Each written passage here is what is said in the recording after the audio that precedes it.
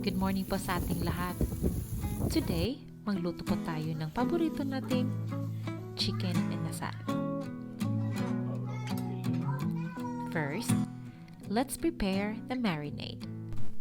And these are the ingredients: Sichuan peppercorn, 1/4 cup brown sugar, 1/2 cup lemon, 2 tablespoons garlic, 2 sticks lemongrass, 2 tablespoons ginger, 1 tablespoon salt, at mag-add tayo ng vinegar later.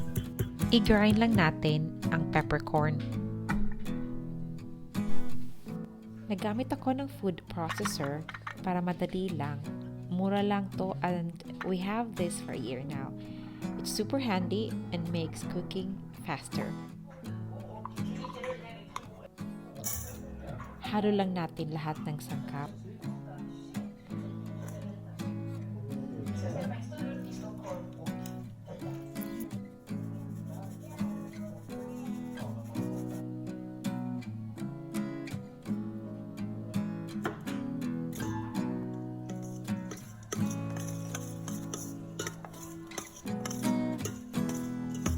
And there's one thing I forgot to mention.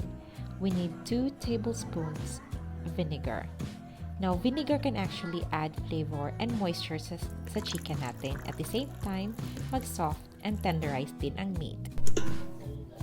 Lagay na natin lahat ang 2 pounds chicken thigh and combine until lahat may marinade.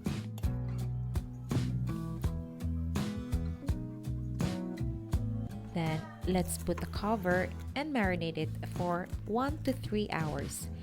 Now, make sure we use glass, ceramic, plastic, or stainless steel when we marinate po para ma-achieve natin ng flavor. Step 2. Grilling time. Now, how long should we grill the chicken nga ba? If walang buto ang chicken, generally 8 to 10 minutes per side. Pero pag may buto ang chicken, it takes longer to cook, from 12 to 15 minutes per side. At syempre, mag-brush din tayo ng paboritong basting sauce natin. Unfortunately, hindi ko na-videohan, but the ingredients are 1 lemon juice, 1/4 salt, 1/2 cup margarine, and 3 tablespoons atsuete oil. Mabango kasi ang atsuete and it can add flavor and a yellow and orange color sa meat natin.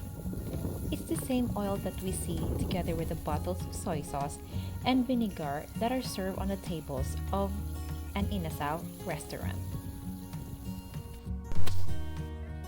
Finally, transfer the grilled chicken to a serving plate.